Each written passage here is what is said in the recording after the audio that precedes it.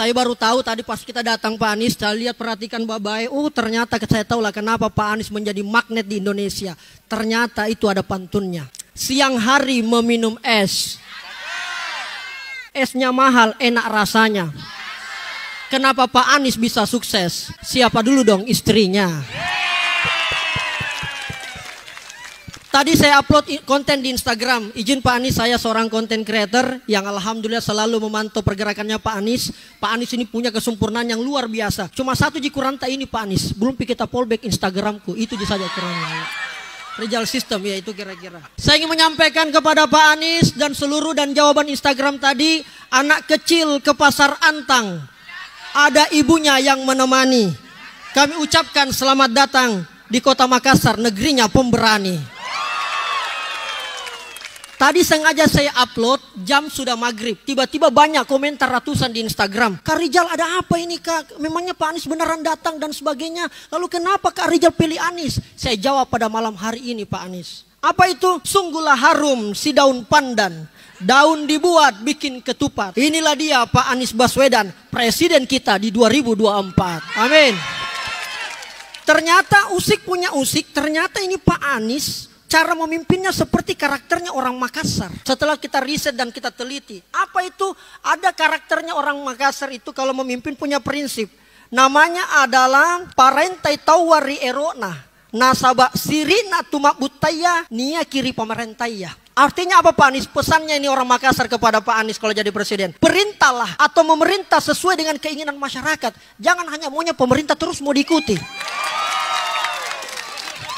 Nasaba sirina tumak butaya. Harga dirinya rakyat ada pada pemerintah. Itu kira-kira sederhananya Pak Anies. Oleh karena itu orang Bugis mengatakan cening-cening hati. Ada yang ingin saya sampaikan kepada kita Pak Anies. Dan ini menjadi penyemangat dan karakter setelah deklarasi kemarin di Jawa Timur. Itu menjadi terangkum sangat mudah dalam bentuk narasi ini. Sang pemimpin itu bernama Anies Baswedan. Sosok yang rakyat rindukan menjadi teladan. Ketika rakyat tertindas dia berani pasang badan. Itulah kenapa dia menjadi simbol perubahan. Kita semua yakin Pak Anies bekerja dengan tulus. Ketika jadi DKI 1 programnya lancar dan mulus. Jadikanlah beliau sebagai presiden. Insya Allah kita fokus. Indonesia akan dibuat semakin bagus. Rajin menyapa dari lorong pasar sawah hingga kampus. Karena beliau berprinsip agar silaturahmi tidak putus. Pak Anies adakah 100?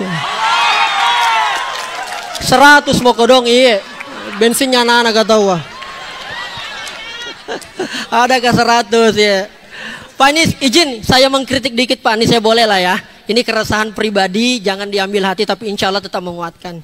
Tiap 5 tahun kita akan memilih pemimpin. Beragam janji dan intrik banyak didesain. Rasa-rasanya yang ada masih belum terjamin. Di hadapan kita sudah ada harapan bernama Pak Anies. Yang sedikit agak bisa menaikkan rasa optimis. Semoga saja bukan karena janjinya yang manis.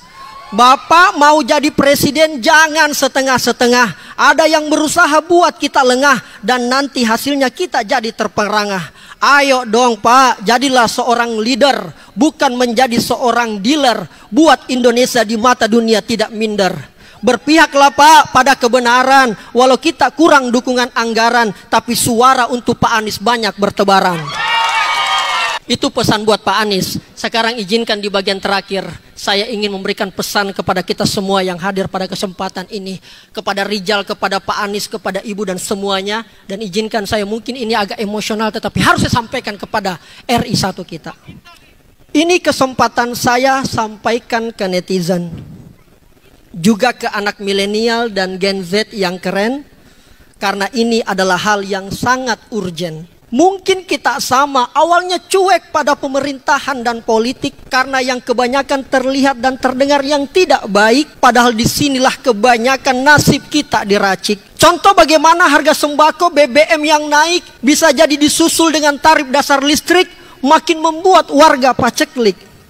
Anehnya negara heboh datangkan investor, lalu menggusur tanah-tanah rakyat dengan cara yang kotor. Padahal tiap hari negara dihabisi oleh para koruptor. Hukum kelihatannya hanya sibuk mencari yang berbeda pendapat, mudah sekali mengkriminalisasi dengan cepat. Keadilan dan demokrasi sudah terasa mati, kekayaan alam sudah banyak dicuri, para pejabat malah sibuk perkaya diri. Lalu kita masih mau diam, padahal kita bisa bersuara di Instagram. Mahasiswa sudah turun ke jalan karena kejahatan tidak bisa dibiarkan. Kita masih tidak ngapa-ngapain sambil duduk, padahal kita bisa gaungkan di Facebook. Ayo aspirasikan walau hanya di Twitter, sebelum negara kita tidak lagi punya karakter. Yang punya penghasilan di bawah 50.000 per hari itu berteriak. Siapa yang bisa teruskan rintihan mereka ke orang banyak? Kita mungkin hidupnya masih enak, bisa jalan dan healing tanpa terisak. Kalau kita rasa janji pejabat tidak lagi cocok, kita bisa kok bersuara di TikTok.